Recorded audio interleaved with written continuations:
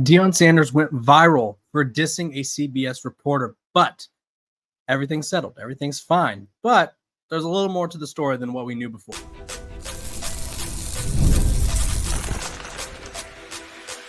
You are Locked On Buffs, your daily podcast on the Colorado Buffaloes, part of the Locked On Podcast Network, your team every day. Welcome to Locked On Buffs. I am your host, Kevin Borba. Today's episode is brought to you by FanDuel. Now, through September 22nd, all FanDuel customers can bet $5 and get a 3-week free trial of NFL Sunday Ticket from YouTube and YouTube TV. Visit FanDuel.com/LockedOn to get started. We are also brought to you by the Locked On Podcast Network. It's your team every day for free and available wherever you get your podcast. So thank you guys for tuning in, making me a part of your daily routine, making me your first listen of the day. Let's dive right into the Deion Sanders reporter beef, because it was the biggest story in college football. There was little to no context about it. I had Philip Dukes come on the show, and he provided some context about it, which was really helpful because at that point, we didn't know anything. We knew diddly squat about what was going on, and Philip explained it in the best way possible, I think, without really telling us exactly what happened, because Coach Prime asked him not to sort of detail that information. Basically, and this was confirmed by Stephen A. Smith, who shouted out Mr. Dukes on his show, on the Stephen A. Smith show. Basically, what Coach Prime was upset about and what was initially being reported was initially being stated, and everyone kind of used it to sort of run with the narrative that Deion Sanders is just soft as baby. You know what? Like, they're like, oh, what a crybaby. He was ranked 15th in a Big 12 coaches ranking, so now he won't talk to CBS. And everyone's like, he's so soft for that, right? He's so soft for that. And that's not what happened, right? And I think that's why we as a society, we as a fan base, we as like a fan base of college football, and just we as people should not jump to conclusions about things we don't know about, right? We could form our opinions based off of facts that we have presented, but we shouldn't take every single opinion as Bible. And you guys know what I'm talking about. So what was later revealed via Stephen A. Smith on the Stephen A. Smith show was that, and I'm going to quote Stephen A. Smith so that way I don't want to I'm not going to mislead you guys. I would never do that. So on an episode of the Stephen A. Smith show last Thursday, Stephen A. Smith broke down the situation saying, a reporter who happened to be a brother, African-American, had a story that they were working on, and the story was about to come out, and the story was about Deion Sanders. And when the information was accumulated, the brother was taken off the story according to people close to Deion Sanders. In return, it was given to someone who was white. Primetime Deion Sanders had a problem with that. He may not tell you. Most other folks may not know. I'm telling you, according to folks close to Deion Sanders, that's what happened. That's precisely what happened. A young brother was working on a story, had the story taken from them and given to somebody white. Deion Sanders took issue with that, and that's why he reacted the way towards CBS. And so, in summary, if you guys weren't following along, there was an African-American reporter working on, I'm assuming, a feature piece with Deion Sanders or some sort of piece with Deion Sanders. And once they sort of got all the information they needed, they kind of pulled the string on that reporter and said, okay, get out of here. We don't need you anymore. We used you as our in. We got our information. Now get out. We're going to have someone else do it. And obviously, Deion Sanders recognized that. And he's been an advocate for whether it's young black men as athletes, young black men as businessmen, or young black men in the media. He has been an advocate for them, as he should. He has the platform, and I think he can relate to them on a whole different level, right? And so the fact that he was not only aware to kind of like realize like, oh, they used him to get to me. He's like, I'm going to punish them. They're going to get called out for this. And the details, which Deion Sanders didn't share the details himself, but I'm sure he didn't mind that Stephen A. Smith found out via someone in his group, right? That's how these things work. Like Deion Sanders, whether he said it or not, knew it would get out. And so all of this to say, because I think a lot of people were just almost disgusted. Like Paul Feinbaum called it a disgraceful act of a behavior from Deion Sanders when he told Eric Christensen from CBS Sports Denver, because he was the one from CBS who asked him the question at the press conference and sparked the, oh, you're from CBS, I'm not talking to you. So he was the one that sparked it. And I think this is why it goes back to what I said right after that happened, right after the Sean Keeler incident happened.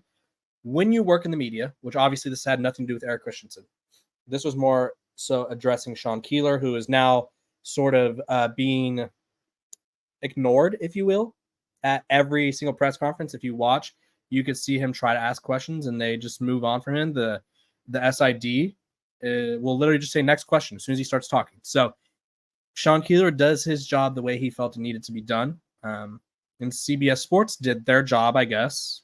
This isn't me agreeing with it, but this is what happened. They did it the way they felt it needed to be done.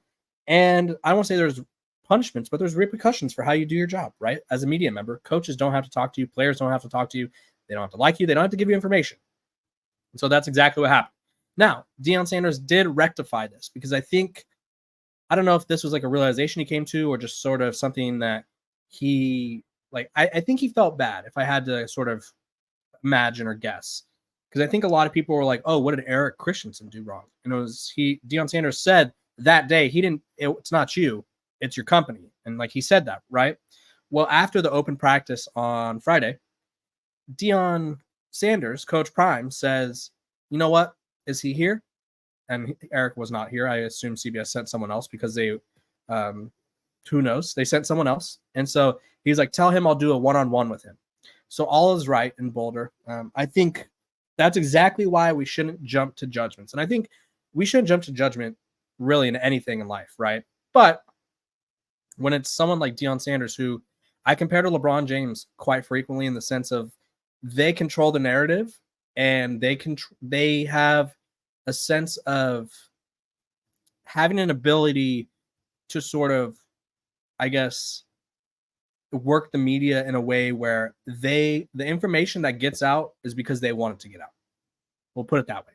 And so I think Deion Sanders used his influence and power appropriately. I think this is kind of a learning lesson to all of us who were, not me, because I wasn't casting stones. Me as well, obviously, but me in particular, not in this incident. But I think it's a lesson for all of us to not jump to conclusions and sort of be like, he's just doing it because he's soft and sensitive about a ranking. Because I don't think he'd be that sensitive. Like, I think I've had people come on the show before and they tell me he's sensitive. And I think if you were to ask Deion Sanders, hey, or if you were to tell him, hey, you were ranked as the second worst coach in the Big 12 because you've proven outside of whoever was last, I don't remember the list, but I think it was Kenny Dillingham. You haven't proven as much as guys like Kyle Whittingham, who Deion Sanders says he wants to model his program after, guys like Matt Campbell, who was contending for Big 12 titles and stuff like that. I don't think he'd be mad at that. So for people to sort of make that narrative that, oh, he was just so sensitive and couldn't handle the rankings. Yeah, let's wait for details to come out. It was unfortunate for that CBS reporter, Eric Christensen, and the other, we don't know who it is, but the reporter that was taken off the assignment. If that's true, that's obviously very disappointing that he would just be sort of used as a way to get in and then just disposed once they got their information. But needless to say, Deion Sanders knows what he's doing. So we'll just leave it at that. When we come back, was Shedeur Sanders snubbed from the preseason All-America team? This episode of Locked On Buffs is brought to you by our sponsors over at FanDuel. You've heard us talk a lot about FanDuel, America's #1 sportsbook. Well, we have something a little different for you. Now, through September 22nd, all FanDuel customers can bet $5 and get a 3-week free trial, of NFL Sunday Ticket from YouTube TV and YouTube. Then, with a YouTube TV base plan, you'll be able to watch every regular season game Sunday afternoon out of market game. All you need is a Google account and a current form of payment, and you can cancel anytime. Just visit FanDuel.com/lockedon to download America's #1 sportsbook. Welcome back to Locked On Buffs. I appreciate you guys for tuning in every single day, making me a part of your daily routine, making me your first listen of the day. Let me tell you guys, after each game this year, you can watch or listen to Emilio Pyro on the Locked On Buffs postcast. Find it right here on the Locked On Buffs podcast feed or the Locked On Sports Denver YouTube channel. Emilio also does podcasts for the Broncos, Rockies, and Nuggets. So if you guys weren't picking up on what I'm putting down, right after the games, Emilio is going to put together a nice little postcast about what happened. I will also have a post-game podcast about what happened. So you guys will not miss out on any coverage at all for all things Buffs. It's going to be great. So make sure to tune in and go give him a follow. Okay, let's talk about it. The AP poll, or not the AP poll, the AP, excuse me, same people who produced the AP poll, released their preseason All-America teams today. And let's just talk about the elephant of the room, I guess you could say. Shedeur Sanders, Shedeur. I don't know why I have like an accent sometimes. Was left off the list. Travis Hunter was featured on the list. He was there as an all-purpose player on the first-team offense, which, I mean, pretty big deal, right? And Shedeur Sanders was not featured on the list as a quarterback. It was first team was Carson Beck from Georgia, which makes sense, right? And then Dillon Gabriel from Oregon was the second team quarterback. And so my question to everyone is, was he left off because of him or because of how the team did? Because I think if you're making the debate of, and which I don't think this is necessarily fair because we've seen this throughout the history of time. Quarterbacks, whether it be at the college football level, the NFL level, are often associated with their team's win-loss record. And wins and losses is not a good stat to determine if a quarterback is good. Because, and let me explain this to you. You look at someone like Patrick Mahomes, who was honestly probably the greatest quarterback to ever, or one of the greatest quarterbacks to ever run an air raid offense at the college level. I think his best season was 7-6, right? Jared Goff, really good quarterback in college, didn't do that well at Cal. They didn't have the best records, right? Josh Allen, Wyoming, they didn't have great records. Who else? Lamar Jackson, he was never, I mean, he had solid records, right? Louisville was pretty good. He won a Heisman. He was good enough to win a Heisman. They were good enough to win a Heisman. But again, his win-loss record wasn't nearly as good as Deshaun Watson's, right, at Clemson. But I do think that there's two reasons that I think Shedeur Sanders was left off of one of the All-America teams. One, the team wasn't good enough last year. And so when you look at Carson Beck in Georgia, Georgia went 13-1, arguably could have been a playoff team. Realistically, they looked like they were the best team in the SEC. Obviously, they didn't win the game, so we can't say they were. But for the most part, they looked like they were. They looked the part. And he had more passing yards. Shedeur did have one more touchdown and less interceptions than Carson. And then Dillon, if I'm not mistaken, had... Sorry, I had like a random video pop up on my laptop right now, and it kind of startled me. So you look at what's going on here. Dillon Gabriel had more touchdowns and yards, but also had more picks. And so Shedeur Sanders is kind of there. Obviously, they voted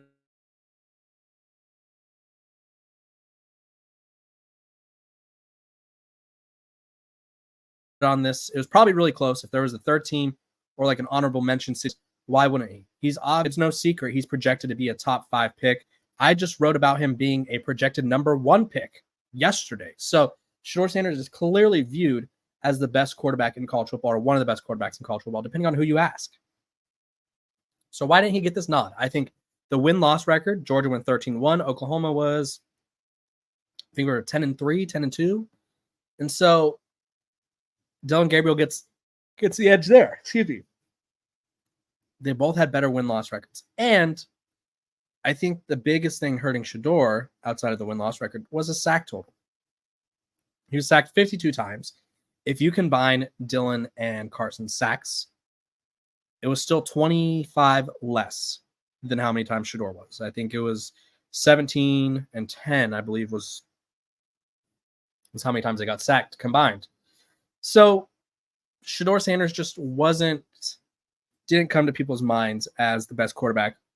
And it's subjective. It's all based on voting and all that. Realistically, I also think there's probably a little pocket of people who don't really love him. I think that's probably a factor as well. But I do think it's more so a factor of he's not on a winning team, took a lot of sacks, and there's also this aspect of like it's Colorado, so they run their mouths a lot and stuff like that. Is that fair? Probably not. But at the end of the day, it's the preseason All-America team. Like, I think this is like something where you spend 1 second being like, oh, I'm pissed. And then you move on. Like, this is like, I went to a restaurant the other day, right? We're going to dinner with my fiance and her parents, and then my parents as well. And we go to this place. It's called the Tower. They have Italian food. They're supposed to have really good pizza. I never had it, which I know I don't want to be that guy that gets pizza at an Italian restaurant. But it was literally gassed up to me. Like someone was like, you got to get the pizza. I was like, okay, I'll try the pizza. Well, I order it, and they're like, sorry, we don't have pizza because we're perfecting our crust. And I was just like, oh, that's disappointing. And then I moved on and got the lobster ravioli, and it was just fine. So it's like one of those things where it's a preseason All-America team. Like, who cares? This team doesn't matter. Being on the one at the end of the season, see, I think that's more of an accomplishment, right? Because the preseason one is just based off of last success and what people are comfortable with. People aren't comfortable with Shedeur Sanders being viewed as one of the best quarterbacks in college football yet. He needs to win games, and he needs to prove it in other ways. Is that fair or not? Probably not, but that's just how the cookie crumbles. So that's just how it kind of goes. And so if I'm Shedeur Sanders, I would use this as bulletin board material, but at the end of the day, I think he has a prime, no pun intended, opportunity to end up on one of the preseason All-America teams when this season is all said and done. When we come back, Deion Sanders is viewed as having one of the best odds to be the first college football coach fired. And I couldn't tell you why. That's the dumbest thing I've ever heard. And I'll tell you why. This episode of Locked on Buffs is brought to you by our sponsors over at eBay Motors. Passion, drive, and patience. The formula for winning championships is also what keeps your ride or die alive. eBay Motors has everything you need to maintain your vehicle and level it up to peak performance. Superchargers, roof racks, exhaust kits, LED headlights, and more. Whether you're into speed, power, or style, eBay Motors has you covered. With over 122 million parts for your number one ride or die, you'll always find exactly what you're looking for. And with eBay Guaranteed Fit, your part is guaranteed to fit your ride every time or your money back, because with eBay Motors, you're burning rubber, not cash. With all the parts you need at the prices you want, it's easy to make your car the MVP and bring home huge wins. Keep your ride or die alive at ebaymotors.com. Eligible items only. Exclusions apply. eBay Guaranteed Fit is only available to U.S. customers. Welcome back to Locked on Buffs. I appreciate you guys for tuning in every single day, making me your first listen of the day. We're free and available wherever you get your podcasts, so make sure to like, subscribe, follow, all that jazz. Let's talk about Deion Sanders being on this weird sort of hot seat scenario, if you will, because it's the dumbest thing ever. And I've talked about it before, and I'll talk about it again. Deion Sanders inherited the worst program in college football.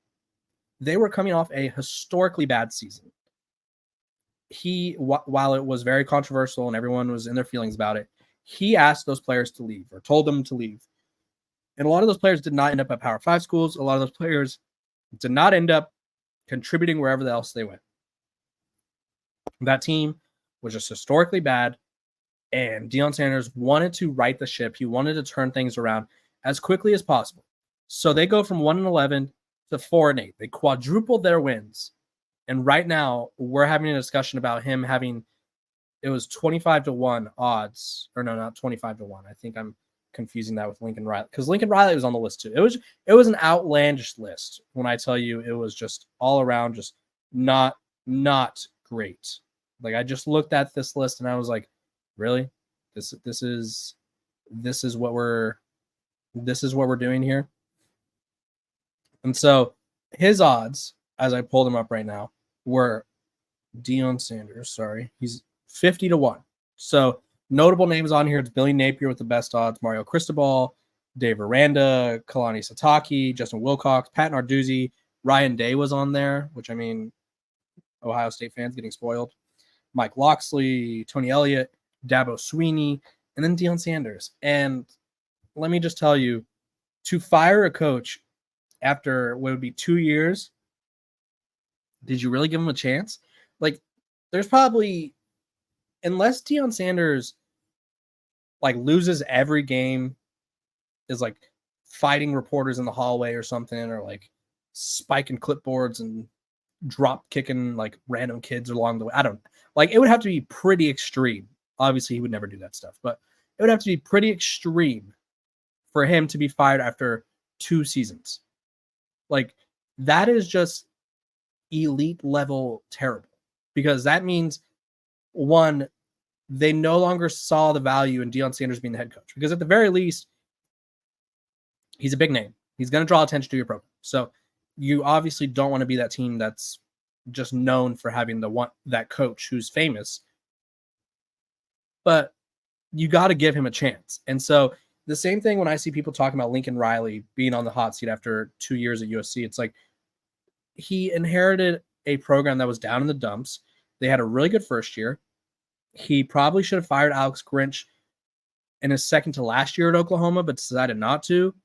And then he took him to USC with him, made the mistake, made the change, right?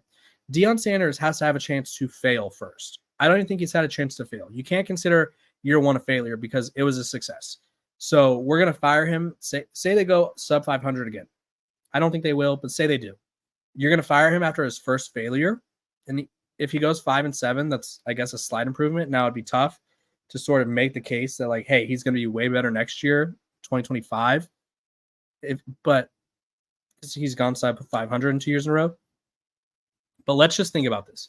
Colorado went from horrendous and irrelevant to on the way up and the most relevant program in college football, which if you lose Deion Sanders, you lose that. Right? They get marquee television games. They've seen a surge in their local economy.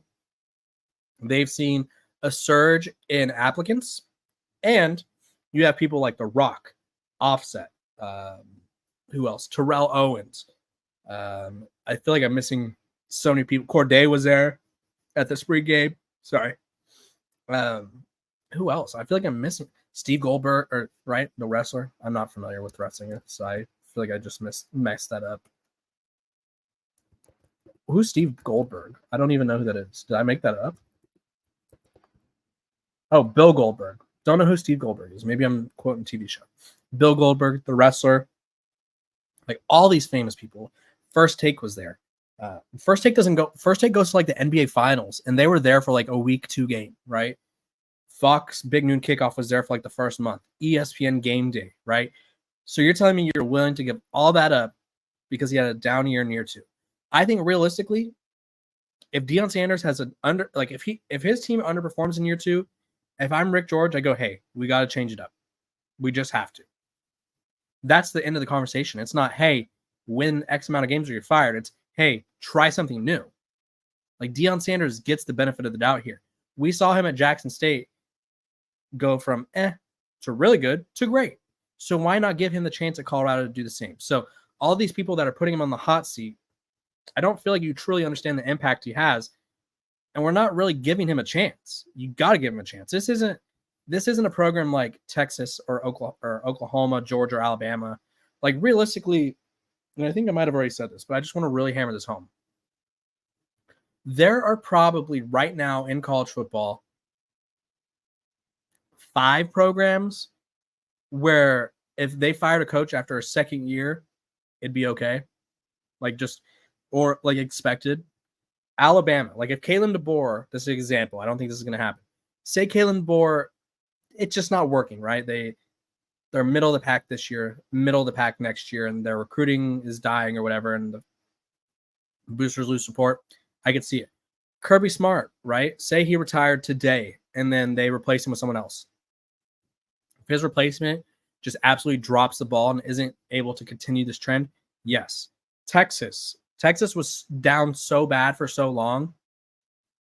I think if Steve Sarkisian had a bad year last year, he'd be on the hot seat this year. Like that's a program right there. Like there's only a handful, and Colorado's not one of them. Like they're just not. Like not yet, at least.